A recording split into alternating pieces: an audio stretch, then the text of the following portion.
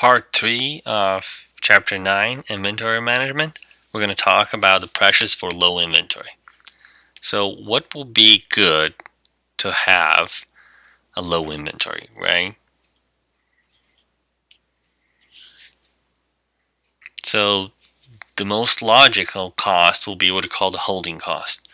So again, as I was saying, let's have thousands and thousands of ventilators just waiting for a pandemic. Well, if you do that, we'll have to produce them ahead of time.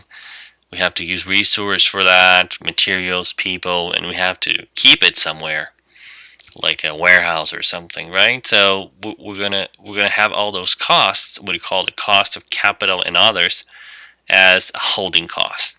Okay, so holding cost is very important in inventory management. We're going to learn how to calculate that, do all the math and fun stuff with that, and because that's a big part of the inventory cost. So setup cost and holding cost are the big parts of inventory cost. So if I have too much inventory, I'll have the cost of capital. Cost of capital is the highest one. That's the cost of the money. Okay. And usually, when we take money, let's say from a bank, and put it on inventory, let's say a company have $10 million in inventory, I need to pay for that money. So either I need to borrow it from a bank, and if I borrow from a bank, what happened?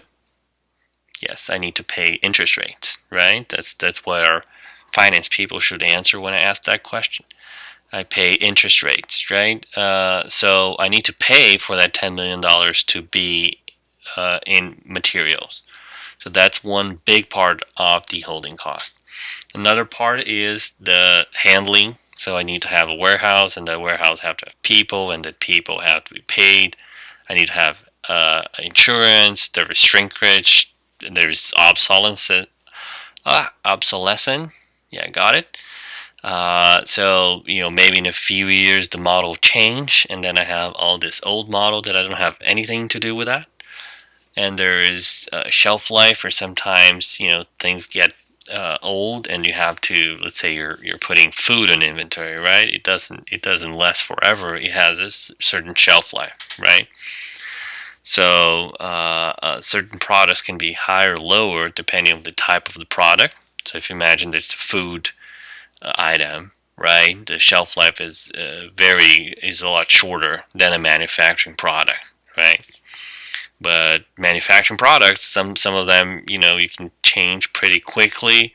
There's iPhones, new iPhones every year, but other parts, other items, can last for a longer period of time. So that's the holding cost. Holding costs are kind of always kind of influencing the companies to have a lower inventory, right? Don't have this item on inventory. You're going to spend money to do that. So there's always this kind of the balance between holding cost and the ordering cost that we just talked about in the last video.